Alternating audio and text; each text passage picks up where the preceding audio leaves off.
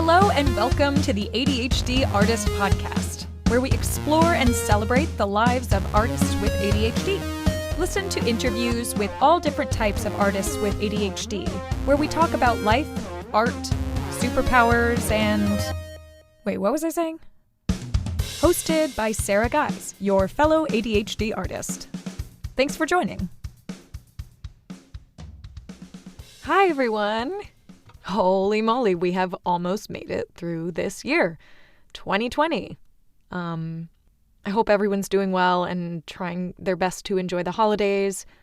I know that 2021 is not necessarily going to be the best year ever, but I think it'll probably be better than this one, right? I hope that as you're reflecting on this past year, even though it has been horrible in so many ways, that there were some silver linings. For me, it was kind of just an opportunity to appreciate what I have and take a pause, take some of the pressure off, especially as an actor, you know. There's a lot of pressure we put on ourselves as actors to be working constantly, and if we're not working, we're a failure. I don't know if any of you experience that, but that certainly comes to haunt me sometimes. So I cannot wait to get back into the theater and for things to be somewhat normal again. But I'm trying to take this time at the end of the year to just reflect on some of the good things that have come out of it, at least in my personal life. One of which is this podcast. So thank you everyone for being so supportive, and I'm so glad that it seems to be reaching the right audience and that people really appreciate the conversation being started, and we are all continuing it. Little announcement. As a result of this podcast, I, Sarah Guys, have started work as an executive functioning coach with this new practice called Effective Artistry. You can look it up online, effectiveartistry.com, and it's really wonderful. In fact, one of my really good friends, who also happens to be the creator of Effective Artistry, though I met him originally as a playwright, will be on the podcast in a couple weeks, and we'll talk about executive functioning coaching, ADHD, and also being an artist. I'm excited to share it with you and go on this new adventure. Hopefully it'll help some people. Who knows? So I'm very excited to introduce my guest today. His name is Cody Vrosh, and he was one of the first people that I reached out to when I started this podcast because I did a Facebook search for ADHD artist, and this one post came up that was a photo of an artist desk, and the caption was, "Ever wonder what the desk of an ADHD artist looks like? Well, here you go," or something like that. And that was it. He didn't talk about ADHD anywhere else. And I mean, I looked at his Facebook and everything, but I reached out because I was like, wow, not only is he a really, really talented and successful artist, but he also has ADHD, blah, blah, blah. So anyways, we got in touch. He's wonderful. I'm excited for you guys to get to know him. So here's a little more on Cody. Cody Vrosh is an artist and illustrator based in California. He works in a graphic watercolor style, fusing science fiction elements with bold female characters and playful creatures to create unique speculative illustrations. He is the creator of Coffee Creatures, Teeth Creatures, and Little Satellites, and the co-founder of Binary Winter Press, an independent book and screen printing press. Cody has a lot of tips and tricks that have worked for him through the years, and is an artist who makes his living doing art, which I think a lot of people will be interested in. I certainly was.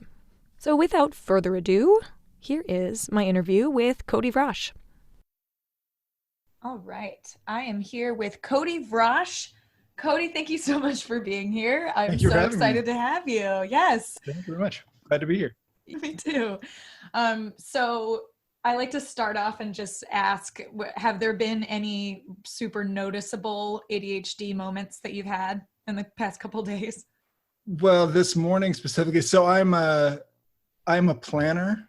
So I know that I tend to be forgetful, or I'll tend to be late sometimes. So I'll hyper plan everything in advance. Gotcha. So I generally wake up about 6:30 every morning uncontrollably. I don't know why. And so I woke up and I was like, cool, I'm gonna set up my audio equipment and like set up the audio gear, tested the camera and like the sun wasn't up. So I was like, okay, do I need this light, or is the darkness okay? Is this, and then like the sun starts coming. I was like, it's going to be a different time of day before I actually, okay, but so everything was ready. Then I was like, I'm going to go eat. And then about 8:50 before, like 10 minutes before, I was like, oh my gosh, I got to get up. And so prepared everything and then just spaced it until like 5 minutes before I actually be here. So luckily I had planned to accommodate for that, but yeah. Oh, good. Yeah. I feel like I do that too, where it's like I overplan and then like forget it for a while, and then somehow I'm always running late. And it's like, why can't I just like, why do I have this time blindness? Why can't I just like do it an hour before? But yeah. I know I try to do things like as soon as I get them. Like if somebody sends me an email, I'll like, object permanence, I'll immediately attack the thing and then take care of it and then forget that I ever did it. And then come back to it and be like, oh, I have actually already set up everything I need to do this, and it's already here and ready for me. Yep. Way to go past me that I've completely forgotten about. So then when were you first diagnosed with ADHD? 17. Okay. So this was in the 90s when like the rush of the ADHD diagnoses were coming out. Yep. And it's funny because at the time, I mean, a lot of it was considered like, yeah, so take these pills or, you'll have trouble studying or something. Mm-hmm. And like, that's the diagnosis. Right. And I'm like, okay, so anxiety is another thing. And like everything else is like another thing. So I kind of disregarded the ADHD diagnosis and spent years trying to address like extrapolatory like comorbidities from ADHD that I thought were completely separate things. So there was a while, like recently I was like, maybe it's bipolar disorder, maybe it's, because, something has to explain these panic attacks. And like I've been diagnosed with like generalized anxiety and ADHD. But then realizing recently, like in, investigating the self, Yes. I was taking inventory and I was like, so what's the deal? Like, what do I need to know about ADHD as a thing? And there's all these new things coming out about it, like just the last few years, even about like emotional dysregulation and anxiety and I'm like, so like when I cry at dog food commercials or when I get like super mad and it's just like a spark, like there'll be something will tug at your heartstrings and just, you're super passionate for like 20 seconds. And then you're like, oh, that was all right. Moving on. And not knowing that this is like a weird chemical thing in your brain, you think you're just nuts, or like you think you just have this like, that you're just a really strange person, and which is probably so also true for all of us, Yeah, which is great, very strange, and also ADHD. Yeah, I'm totally on board with. But it's great, kind of finding out like every time there's like a new study done, I'm like, oh, that explains that weird behavior. Okay, all right. So yeah, the diagnosis was 17, but it wasn't until recently that I've actually been, last couple of years that I've been realizing what that entails. Yeah. And you started your own business with your art, which is amazing. Yes. When did that start?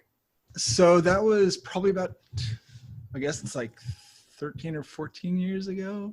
Okay. It's, it started mostly, I've drawn all my life, uncontrollably. That was kind of my hyper focus through everything, was just drawing obsessively. And so I always knew I wanted to do something with it, but then veered into music and other things, distractions.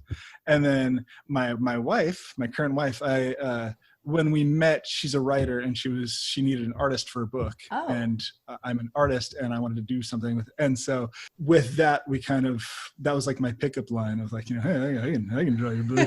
That's pretty good.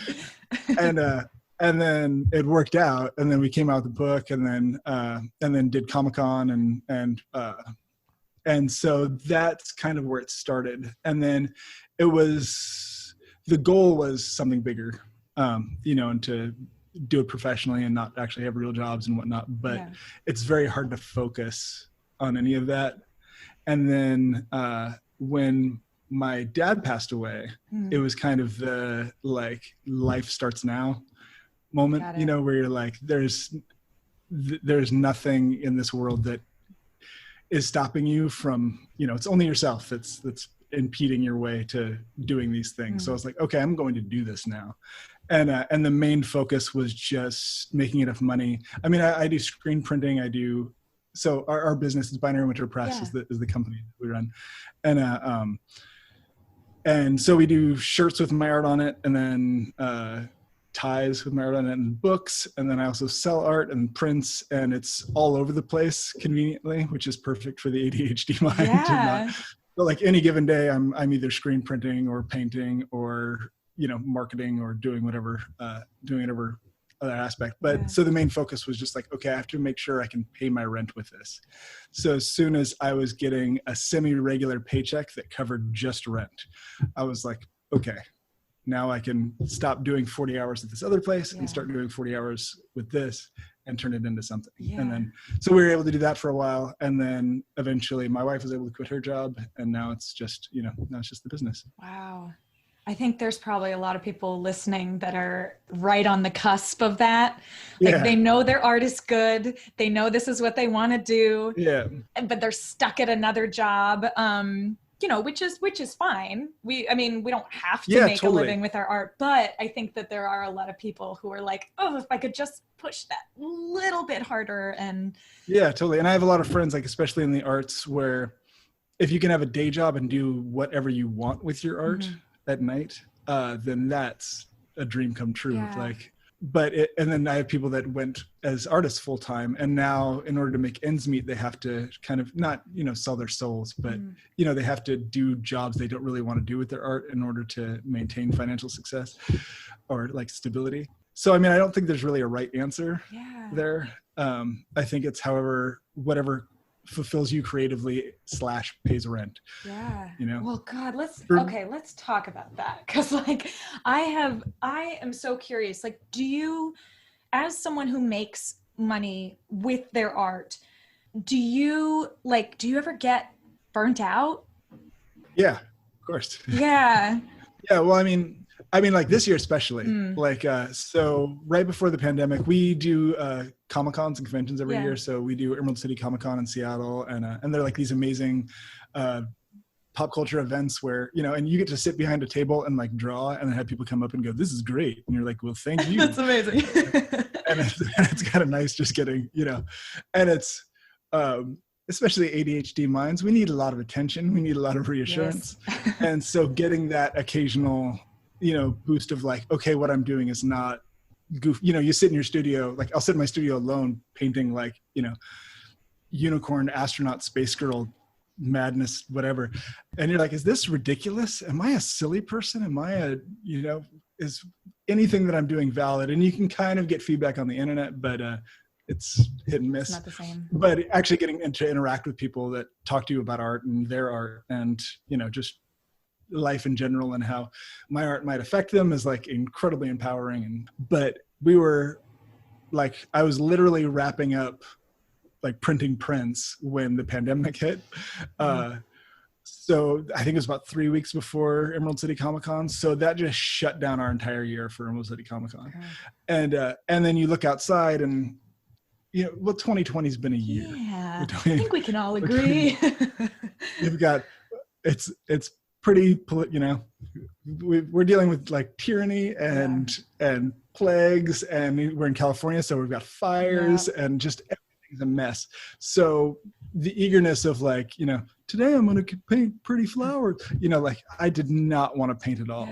And so I think, at least for me and possibly for other ADHD minds, it's very handy to be able to jump to another aspect of your existence. You know, like that's the one advantage of running your own business is, you know, at a day job, it's like, doesn't matter what mood you're in, you're still data processing. Every day you're going to data process, or you're going to man the register. You're going to do that every single day.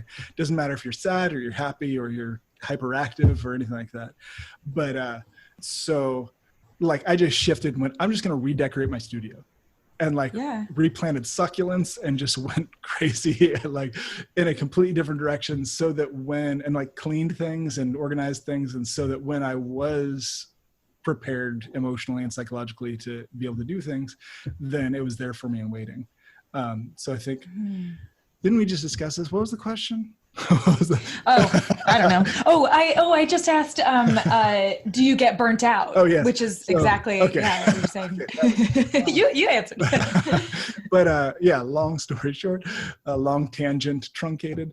Yes, it's very easy to get, but with this type of business, with multifaceted business, you can switch gears. I can move into screen printing. I can do t-shirt designs. I can do paintings. I can do, and that's really relieving for any kind of burnout. You just swap it out. Swap it out. Interesting. So does that do each of those do different things to your brain? Oh, totally. Yeah. Okay. Yeah. And that's interesting. I mean, that's an important thing, I think, too, is that a lot of people, I feel like they fight it.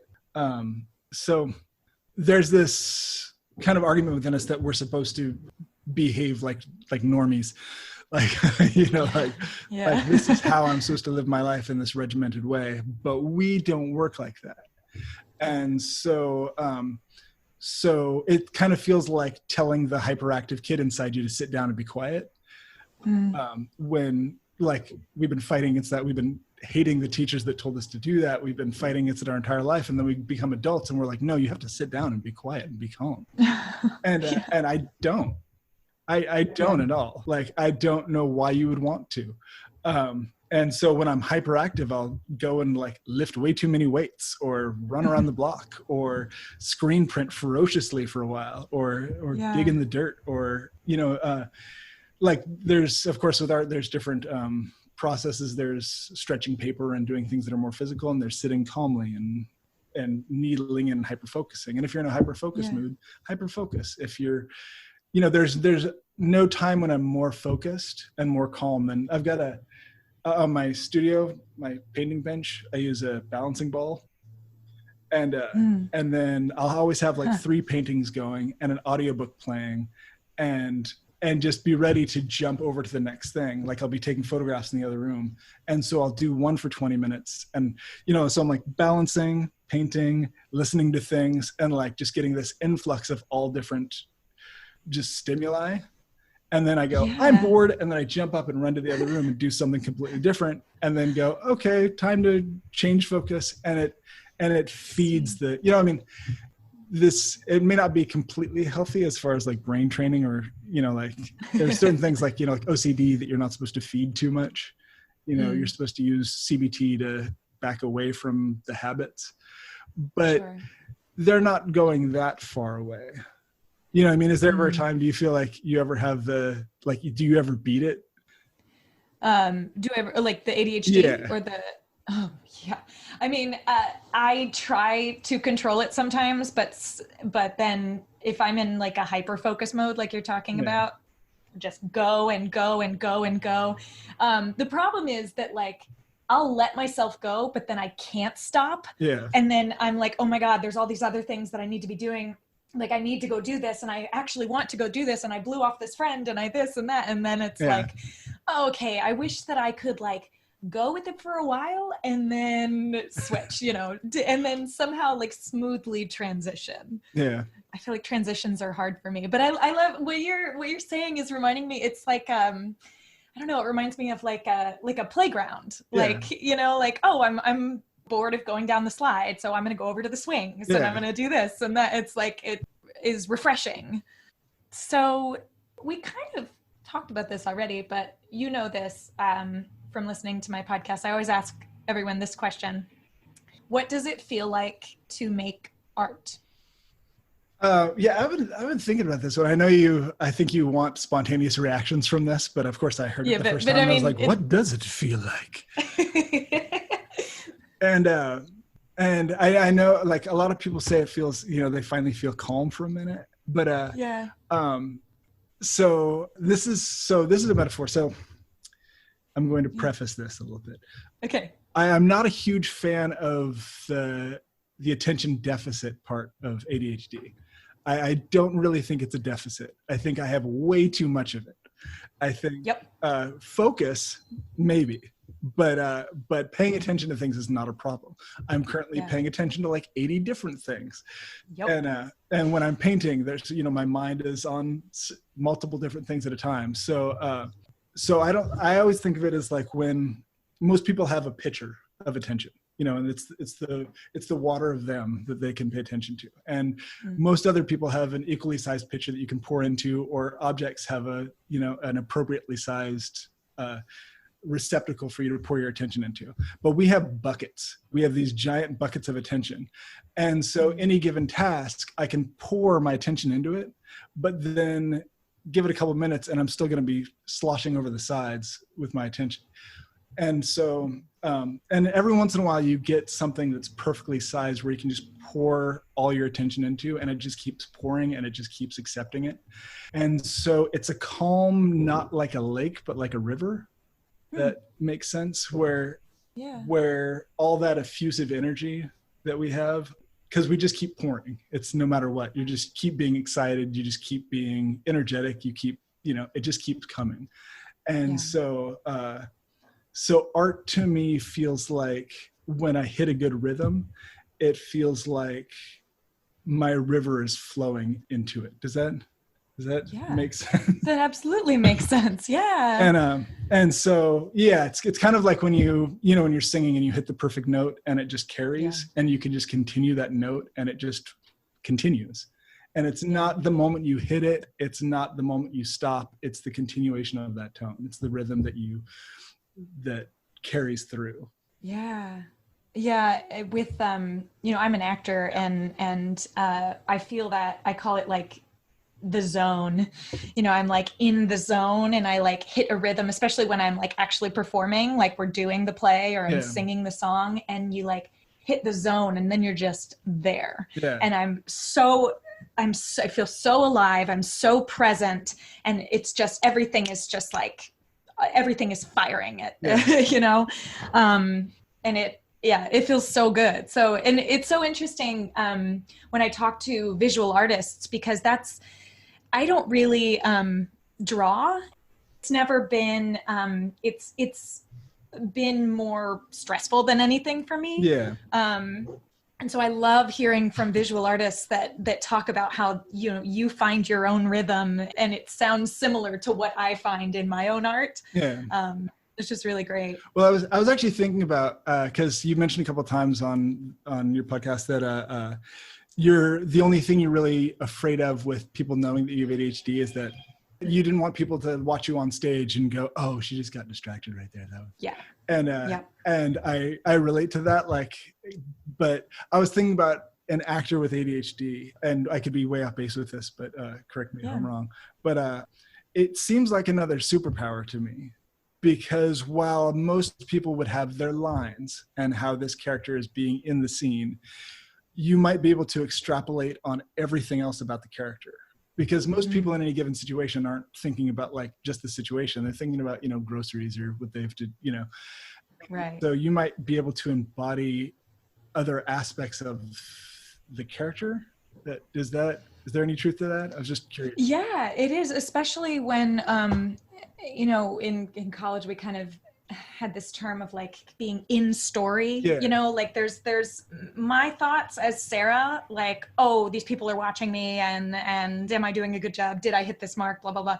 But then like most of the time when I'm clicked in, I have all those thoughts, but they're the character's thoughts, so it's like, I'm really reading my scene partner. I mean, like, oh God, facial expressions, like I take in too much information, I'm taking in way too much and I can't process it all. But if I'm there, if I'm clear, like it's just, it feels magical. Yeah. Okay. So we were talking about superpowers. What do you think your superpowers are? Your ADHD superpowers?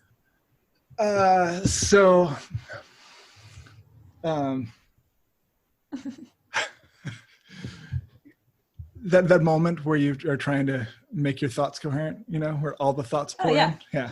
And it's just like a pile of letters and you're like, hold on, let me make words here. Yeah. I mean, honestly, besides what we talked about, I think extrapolation is one of one of my favorite kind of weird aspects of ADHD. Well, extrapolation, and I think that using the emotional dysregulation to your advantage is super huge. I think basically, like, I'm trying to think where I'm just optimistic about everything. And which is I'm a lifelong cynic, and I'm discovering that there's more joy and optimism. So I'm trying to shift gears into optimism. So anytime I hear that, like, oh, you're going to have a problem with this, I try to go, well, how can that actually be advantageous? So emotional dysregulation, well, you're going to have outbursts. You're going to have, you're going to get angry sometimes. You're going to get sad sometimes. You're going to get, you're going to feel betrayed at times. And what does that mean? And it means that you're just more passionate about random stuff than anybody else, which means that if somebody tells you a sad story and you feel it more deeply than anyone else around them, you have a greater pool of empathy with which to help them. If you're angry about something, you have a greater pool of rage to channel into activism, or if you're sadder at, dog food commercials or whatever, whatever random, if you watch, like dodo videos, you ever watch the dodo on YouTube? No. And, that's great. They're like, this three-legged dog was adopted by, and they just crush your heart. And, and you use that pool, and then I can take it up to my studio, and I use that reservoir of all these really deep emotions to make art with, that hopefully can touch not only people with ADHD who have those deep emotions, but people who don't have access to those deep emotions. So you like channel it into your art, and you have that outlet. Yeah. Like if you can do a scene that's so passionate that somebody that actually that isn't in touch with their emotions, actually you can work as a bridge to make them feel that, then isn't that a gift and not a curse? Granted, everything has a cost. So every once in a while, you're going to bump a cereal bowl and be like, what did you put the cereal bowl? Rational anger, and then 2 minutes later be like, I don't know why I snapped at you. That was weird of me. But so you're going to have a price to pay with it, like the extrapolation. I think that any given situations, I can think of 1,000 scenarios that it's going to turn into. Like I'm sure every interview you do for this, it's like you're not sure how it's going to go. So you work out scenarios. And so a lot of the plan for those. A lot of the time the scenarios turn into anxiety or panic or fear of all the things that can go wrong. And it never actually works out the way you think it's going to work out. But with that, you can be prepared. I mean, I'm sure you're very prepared for every interview you do. Yeah. I mean, yes, I have my pre-interview checklist. I have my list of questions in case, we get off topic. Yeah, and your brain probably went, well, if I don't do this, then things are going to be awful and people are going to hate me. Yep. You nailed it. So I'm guessing you feel that too. I mean, I think the biggest drawback that I still can't figure out a good way around is the post interview, which, like right now I'm fine. I feel good. We're chatting. This is great. Having a conversation about brain stuff. And but after this, I'll give it maybe a half an hour before I'm like, oh, that was a weird thing I said. And then I'm going to extrapolate on everything that I said. And then I'm going to spend an hour being really weird about it until I go all nihilist. And I'm like, well, it happened, whatever. It's not, And so I wish I could get past that little anxiety step. But other than that, I think that almost every aspect of ADHD is a superpower. Yeah. I don't know. Do you feel stronger for it, or? Do I feel stronger for it? Yes and no. It's a hard question because it's like, depends on the day. I definitely, I mean, like, has it ruined my life in a lot of ways? Maybe. Has it made my life better in a lot of ways? Yeah, probably. There are. And but it's interesting you mentioned that, because I think almost every person that I've interviewed, we had like text message exchanges where they were like, I'm sorry if I this and this and this. Yeah. I'm sorry if I like overloaded you, or I'm sorry if I went on tangents, or I'm sorry if I wasn't clear. And I'm like, you were great. You know, it's like anything I can do to take away that anxiety. Cause it is weird, like talking, you know, just especially over Zoom, just like, I don't know what I say in the moment. Did I make sense? We're prone to tangents and random thoughts. Right. Right. And I think, I listened to Anna's interview last night. Yeah. And she was talking about just blurting out things before you really think about them. And so I've already started walking down a path and I'm like, that's not on topic. And that's not, I'm like, bring it back around. Bring it back around. Like, you're going to start getting weird here, buddy. So I promise you this, that if it starts to go too far off, I will bring this back around. Yeah, so just you can take that off. So what would you tell an aspiring artist that has ADHD and is struggling? Okay. Yeah. First things first, forgive yourself. Everyone is so unique that it's ridiculous to chase a road of like how I should be. So I think the ultimate goal of any artist at any time should be finding the things that give you the most satisfaction, and that you should try, the effort that you put into it should be finding the mechanisms that make that passion work. Because trapping yourself in it, because, you know, like there's so many ways, especially like with social media, there's so many things that you think you should be doing. There's so many ways that like on any given day, I feel like I'm failing, you know, because I don't have enough followers, but really I don't actually enjoy social media that much. So, and a lot of the most successful artists that I know and the most talented artists I know don't spend a lot of their time on social media. I've had friends that like, oh, well, what you should do in the morning to you know, increase your social media following is spend like 2 hours interacting on social media, and like just find other people's art and comment on it and talk to strangers. And I'm like, I don't want to do that at all. Like that sounds awful to like not have deep like to small talk like 100 people every morning with lies to get more attention. Like that sounds just like the worst thing I could ever imagine. And so, and I understand it's part of the job, but I don't want to do that. Right. So instead, what I'd rather do is go to Comic-Cons and have real conversations with people. And instead of having people come up and going like, oh, cool art, and being like, yeah, I make art, and like just having a really surface level conversation, I try to jump into as deep a conversation as possible, because that's where I'd rather be interacting at. And I think like things like social media don't allow you to do that. But for the most part, we're all, I'm trying to bring it back to the topic of struggling.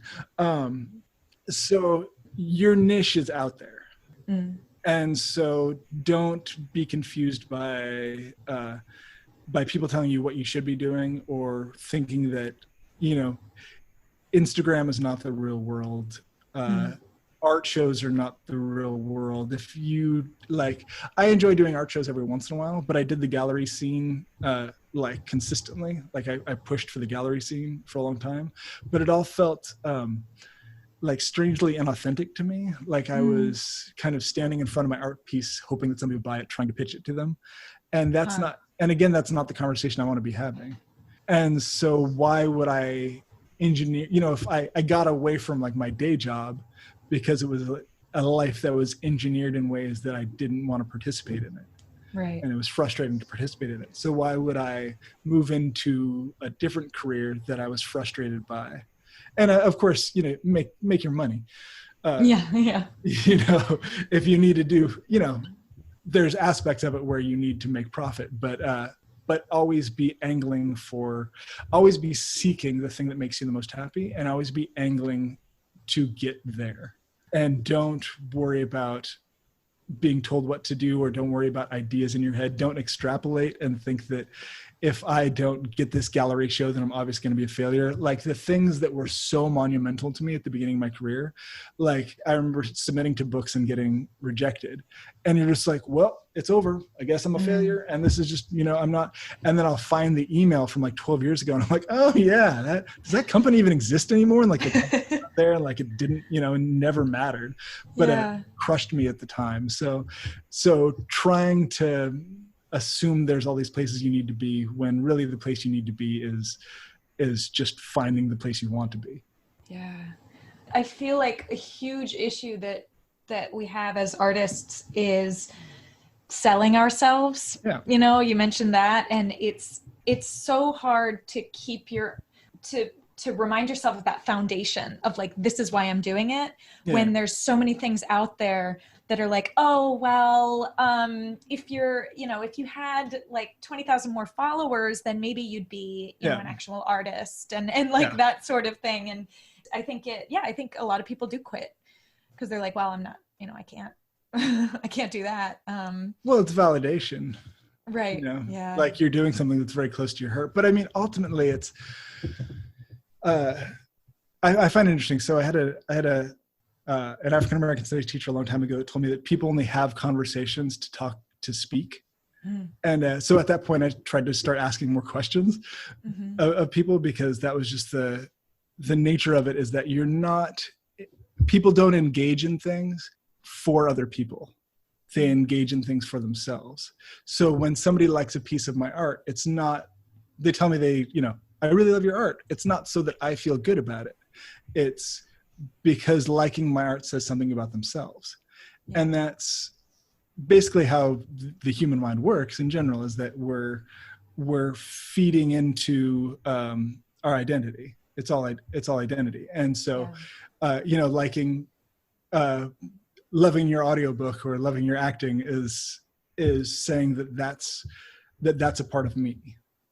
And so trying to feed people that, I think, for me, my art, I have several different styles of art, and I jump back and forth, and some of it makes people laugh, some of it hopefully hits people profoundly, some of it's goofy and ridiculous, and this is probably ADHD brain, I want everyone to have every reaction to me at all times. You know, I want people to be inspired and sad and happy and laughing, and I'm like, and it's totally. And so honestly, any given day, I'm just trying to give myself those things, and to be the truest form of myself. And not to say that you don't have to seek out people, but you want to find your tribe. You know, you want to find the people that love you and want to embrace what you do as part of their identity, and become a beautiful melange of people with like-minded ideologies. You don't want people that grab onto something that you don't feel is authentic about you and be pigeonholed into that direction. And because that's not, I just don't see myself being 60 and being satisfied that, like, well, at least I drew a lot of this that people liked. I want to look over my body of work and see a drawing that I did 20 years ago and go, wow, what a weird dude. And like, love that weird dude. Yeah. That's so great about finding your tribe, and like your support system too, because it's so important to be around like-minded individuals who are going to support you as your authentic self. And I think that's really great to hear. Just keeping in mind too that, like, especially with ADHD, your authentic self is a few different people. Yeah. I'm glad that you said that. Yeah. So, and again, I was listening to Anna's podcast last night, so it's but she said something about not wanting to, like, be fake people to appease other people.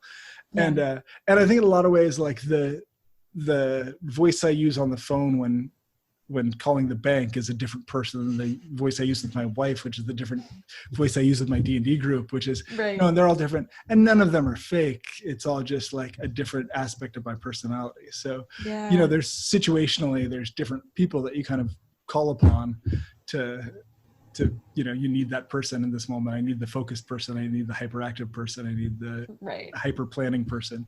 And you have all that within you to pull upon. Right. It's so true. So then this kind of has to do with what we were talking about, and you gave some already, but what are some tips and tricks that you use to get motivated when you're just not feeling it to make art? Okay, I have a list. Great. List them off for me. So yeah, one of my biggest problems is object permanence, which Mhm. is basically any shiny new thing that gets stuck in front of me. I am just like, I'll handle that now. And especially when I need to be doing other things. Like my wife has now learned to, when she has like when a light bulb needs changing or something, she'll be like, this is not an important issue. This does not need to be addressed at this moment. However, there is a light bulb out. There's a fresh light bulb sitting right there whenever you get the chance. Not now, though. Go about your day. And so not getting distracted by that. The other problem that I have often is what I call the carousel of thoughts, which is just the swirling. I mean, I think everybody has this, or just the carousel where it comes back around, where something will come back around. But I think that with ADHD, you don't have the power to diminish some of the riders of your carousel. And so they're just all swirling around simultaneously, hollering at you, hey, this needs your attention. And it's like, and it's, like I've had to reject looking at the news lately because I can't, so I don't add more actors to my carousel or, and not paying attention. It feels negligent to like specifically not pay attention to things because that they're just going to become new actors. If I look at the backyard and think about gardening, then I will be adding actors to it. So there's things that I do now that are basically carousel breakers, that are things that are so powerful that they interrupt and replace those actors. So if I've got like, a grumpy neighbor stuck on my mind or something like that, and I don't want them there anymore, I'll listen to a song I like, then try to learn the song and spend 10 minutes doing that. And now that song can replace that actor. And there's, it's ukulele or physical contact. Like I'll go and hug my wife for a bit and those emotions replace the things that I don't want to be there anymore. And then that generally fills my carousel with things that are more pleasant and that I'm more able to work with. Interesting. I've never heard the carousel thing before, but I love that metaphor. It's one of those, it's similar to the bucket of attention. When I'll think of things and I'm like, yes, I can work with that. And I encourage everybody to, you've talked about mindfulness and how that's done a lot for you. Changed my life. And so I think of that too as like inventory. And so any given moment when you're like overwhelmed, chase down the thoughts that are making you feel overwhelmed.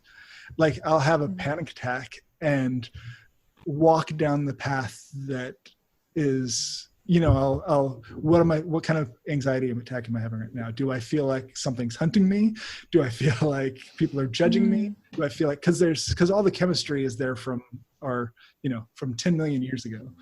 So there's something that our brain is telling us that's not actually there. So I encourage everybody to walk down those paths.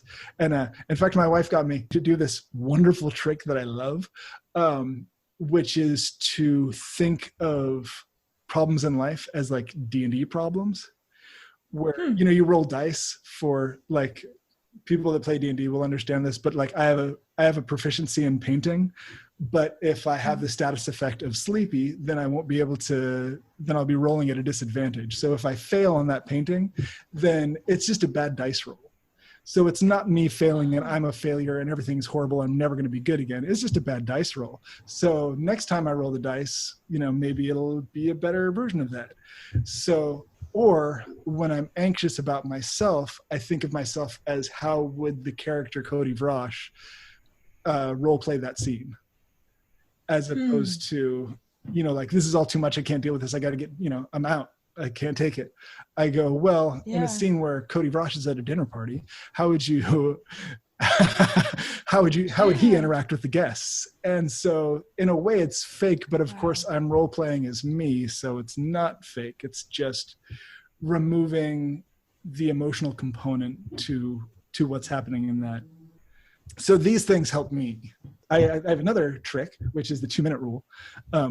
Okay. The 2-minute rule is basically do something for 2 minutes. And a lot of times you can trick your hyper focus into hyper focusing basically, because I will extrapolate all these horrifying ideas of just like going over to my painting table. And of course, I'm not afraid of it. It's just that I know that if I get engaged in it, then it'll be a thing. And is it going to be good? And like, there's a lot of things involved in it. So I'll sit at my computer for an hour while I'm supposed to be painting, becoming progressively less happy because I'm not painting. And then, but my new rule is like, I'll walk in and I'll just go, do it for 2 minutes. If you hate it, if it's not working out, if you're freaking out, then you can no longer do it. And so just sit down for 2 minutes. That's all you have to do. And half the time, 2 hours later, I go, oh, okay, that was a good 2 minutes, and then sometimes it just doesn't work out and you jump back up. And that's, again, back to superpowers or flaws, is that you can consider it a flaw, you can consider it a superpower, but you don't have to do that one thing. And I have like a million of these weird random tips. Okay, I'm gonna go over these tips like as rapid fire as I can. Go for it. Yes. Share away. So adding novelty to create interest. Okay. ADHD brains, they have less dopamine and less norepinephrine. So we can't get that happiness fix, that joy drug, as easily as other people can get it. And that's one of the reasons why we jump to different things, is because the novelty of it pulls us around. But if you can add novelty to mundane things, like if you have to do math homework, but this equation is because Captain Picard needs this formula or else the warp core is going to breach, then it adds a level of tension that might excite you, or in conversations like, to be effusively eloquent and elaborate in your explanations and play word games and overly verbose ways of speaking.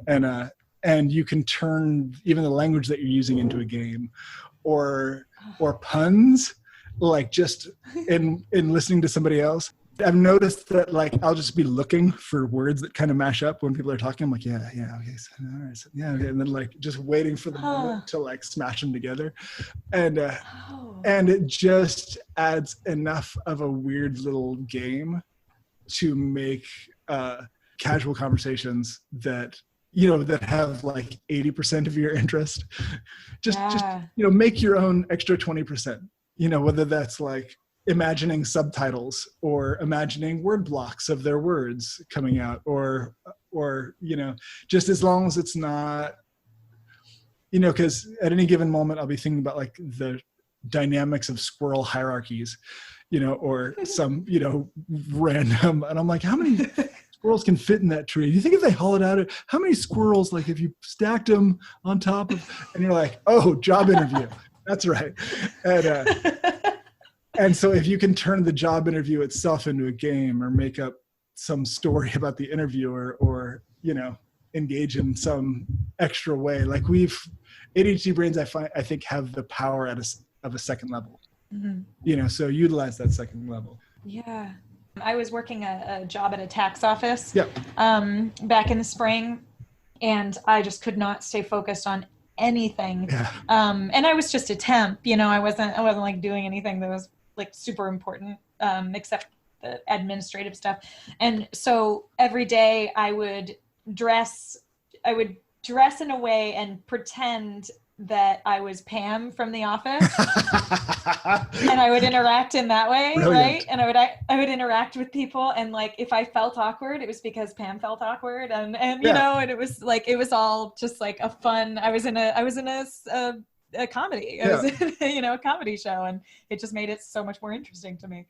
Yeah, and every once in a while, some coworker does something ridiculous, and you're like, "Oh, Dwight, you quirky weirdo." Exactly.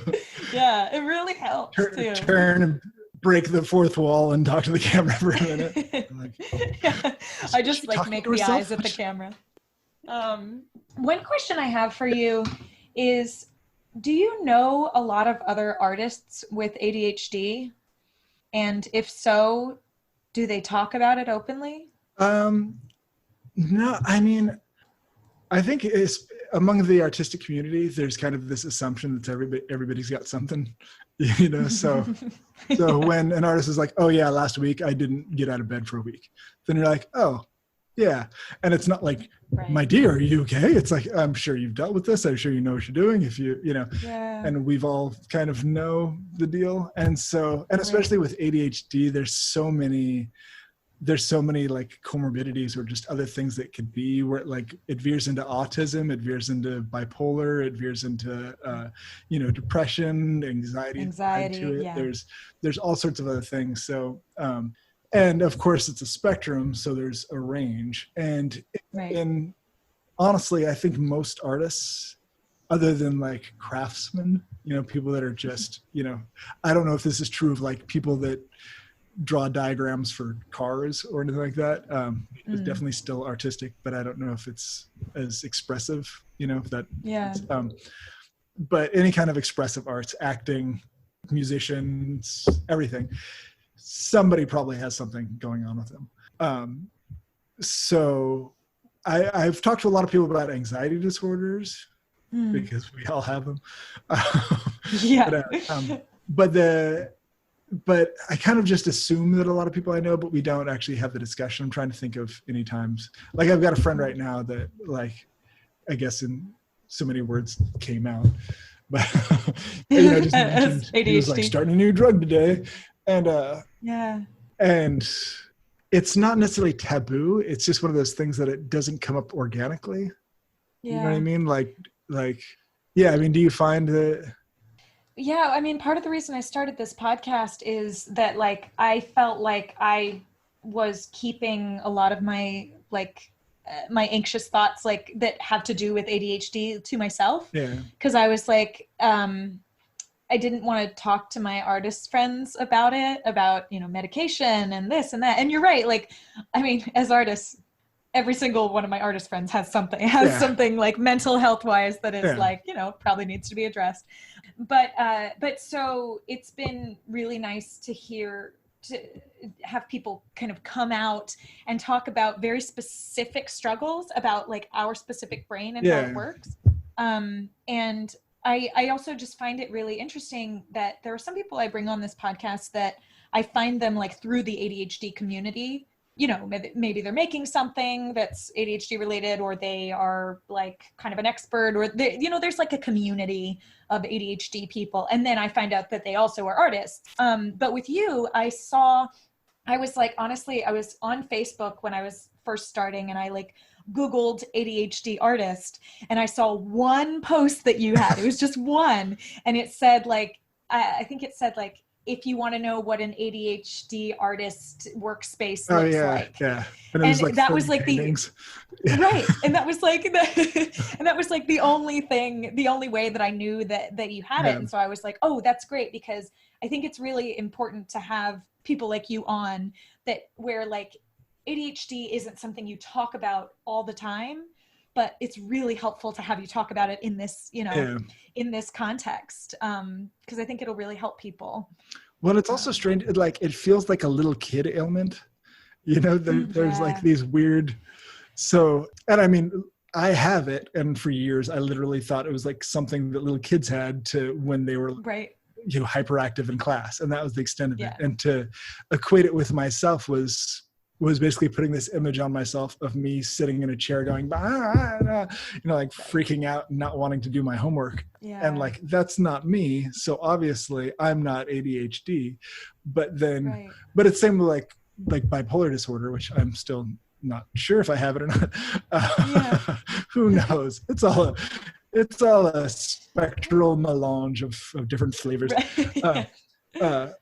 But where you picture a person that's like miserably depressed and then freaking out and running through the streets naked, and you're like, and that's not really what it is. It's, you're sad some days, you're really happy some days. And same with ADHD, like you're anxious some days and you're ecstatic some days. And, but it feels like it's not the stigma necessarily. It's the, it's not like I feel like I'd be shunned if people knew. It feels more like it'd be silly. Does that make sense? Like frivolous, Yeah, or like trivial. like it's not a real, like, oh, so like what, you Yep. got to take a pill or you can't read, right? And you're like, no, I Yeah. read like the Yeah. book's just gotta be Well, like, and that's right. Yeah, and it is very misunderstood in that way. Even what you were saying about the deficit. It's not a deficit. I have a lot of attention that just it's just like putting it in one direction that I have trouble with. So yeah, I'm really glad that you're on here talking about it, because I think it's very recent. I mean, in the last decade or so, or I don't know if that's true, adult ADHD has been talked about. yeah, Like you can have ADHD as an adult. It was always thought of before. The research said, like that you grow out of it. And then I didn't grow out of it. yeah, I don't know about you, but like yeah. I know a lot of Well, I people was that didn't grow almost out an of it. adult when I was diagnosed, so Right. Yeah. Yeah. And a lot of people are getting diagnosed like as adults, as 40, 50 years old. And so I think it's helpful for me to talk to you, and I don't know if you listened to the episode with Graham, but he kind of came in, he's an actor out in LA, and was saying like, yeah, like when I asked him if he had any other ADHD friends, he was like, you. And I think it's just really helpful to get the conversation out there, because until we admit that there's something going on, we can't treat it. You can find your ways around, but like it's so helpful to just have these tips and tricks, and honestly for artists too. And it's so all over the place. Like it almost feels like the diagnosis is like, you're a quirky person, Right. So it's not like, it can be really, it can affect huge aspects of your life, Right. but in subtle ways. I remember people coming over to my house and just inundating them with stuff. And I'd be like, have you seen this? Have you seen this? Have you watched this movie? And like, we'll watch 2 minutes of the movie and be like, you should watch that later. But anyways, have you heard this song? And like play 30 seconds of a song and just be bombarding them with stuff. And they're like, aren't we just hanging out? And I'm like, don't I need to entertain you? Like, and isn't this how people are entertained? Like, do you not do this when you're in your room? Like play 30 seconds of 8 songs. And I look to my past, and I think about, that's actually, so I don't know if you listen to the Pete Holmes podcast. There was You Made It Weird. It's really good actually, but oh, I know this one. Yeah. But he had an episode with Science Mike McCaig where he talked about kind of learning to love the child you were. And I think about how kind of weird I was when I was a kid. And like I didn't have any friends. Like my mom was my best friend. And but I had a paper route that I was like just dedicated to, and I just nailed it at the paper route. And I always got pretty good grades, but I also had like allergies and asthma. So like I was this sick little gray-skinned kid whose best friend was his mom, and who spent all of his time drawing and reading comic books. And for years I spent just like, I was such a dork. I was so awkward. I was kind of off-putting. Like, and then I realized one day I was like, dude, if I met that kid, I would love that kid.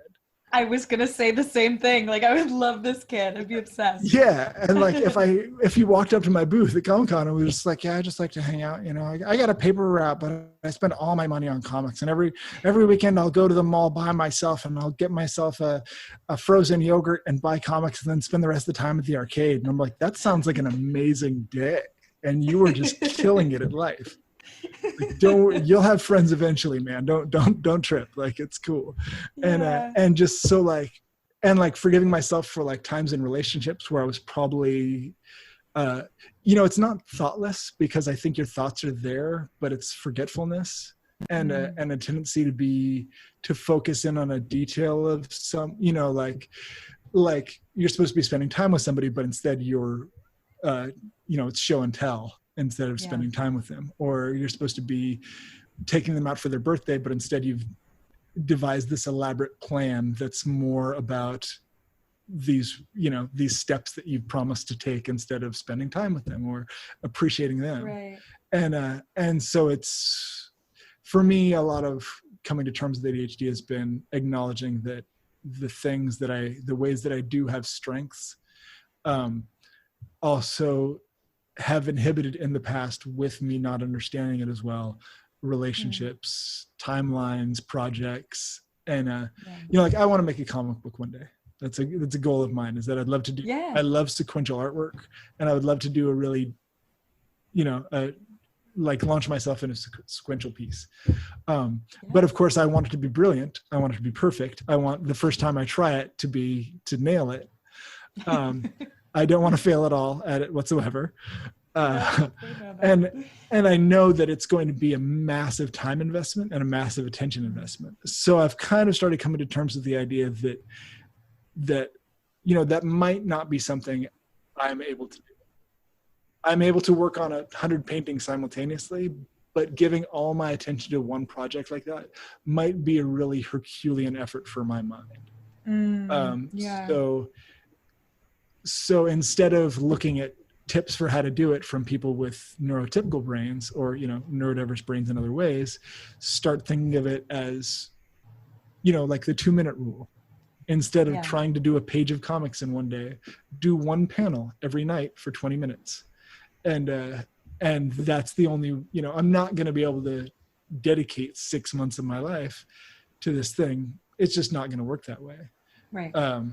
And so kind of exploring the way that I work around things, knowing my limitations, knowing the times in my life that ADHD has limited me in those ways, and learning about, oh, that's what that was. Like, that's why I had an outburst of anger at that time. That's why, my friend who just did this very minimal thing, I felt completely betrayed by and couldn't forgive them. The self-awareness is really helpful. I mean, I talk about self-awareness all the time, of just like noting like, oh, that's interesting when I do that. I wonder why. Yeah. Do you find like, I'm sure you keep up on studies and new information, right? Yeah. I mean, for the most part, I wouldn't call myself an expert by any stretch, but yeah, I try and like, I'm in the ADHD community. I mean, I was diagnosed at age 8. Yeah. So this has been like a thing, it's like a lifelong kind of investigation for me. But yeah, it's fascinating. I mean, I'm just obsessed with brains. Yeah. I think that the humans are just fascinating, and sometimes I find that they're so fascinating that I hate them. And then I'm like, okay, Sarah, maybe we should back off a little bit. But I am just so intrigued by like why people do things, psychology of it, but the human condition. Yeah, exactly. So before we wrap up, I want to ask you, are there any projects that you're working on right now or that you have worked on that we can support? So I'm basically getting back on my creative feet from a horrible year. Yeah, I think a lot of people can relate. So I'm finding, we've been finding a new rhythm, and it's so strange because you're not sure, like if, I don't know if Comic-Cons are going to be happening next year or if it's, so everything's kind of up in the air. I'm not sure if I should be working on a new book or if I should be, so I've just kind of been getting back into the studio and making more art. We did, at the beginning of this year, we just came out with a new book called Meowter Space, which is all featured. Meowter Space. Meowter Space. Yeah, it's a bunch of paintings of cats in space. That's all I need. That's all we need in 2020 is just pictures of cats in space. That's how our year started. We were so happy and optimistic. It was like space cats. I don't even have a cat. I just like. I know. I saw that. I saw that on your website. You don't have cats, but you love cats. But I like cats. Well, I like all animals in general. Yeah, but you can follow my Instagram. I'm on Instagram, Twitter, Tumblr, Facebook. And then I might be doing some live streaming too. I'm not sure if that's going to be on Twitch or Facebook, but we'll see. That's great. So awesome. Cody, this has been so nice talking with you. I'm so glad that you came on and that we could make this happen. Yeah, it was great. I enjoyed this. I've enjoyed your podcast too a lot. So I'm good. I'm so glad that you got to listen to some. I'm looking forward to surrealistically listening to myself for 5 minutes on the podcast before the sound of my own voice weirds me out. Just use your 2-minute rule. Just use your 2-minute rule. You just have to listen to 2 minutes of it. Right? I did it. Exactly. Yeah. All right, great. Well, let's keep in touch and I will see you soon. Yeah, safe travels. Thank you. All right. Thanks. Bye. If you are interested in checking out Cody Vrosh's work, check out the website binarywinter.com for art, books, hand screen-printed shirts, and ties. You can find him on Instagram, Facebook, Twitter, and Tumblr at Cody Vrosh, Vrosh, and you can find him on YouTube. He let me know he'll be posting some new narrated videos soon, philosophical waxings, and he's planning on doing one on ADHD very soon, so check him out there. Thanks, y'all. And that's it for today for the ADHD Artist Podcast. This podcast was produced by me, Sarah Guys. Original music composed by Christopher Aaron Narr. You can find more of his work at www.christopheraaronnar.com. Narr is spelled Knarr. Podcast artwork by Joseph Ramsky.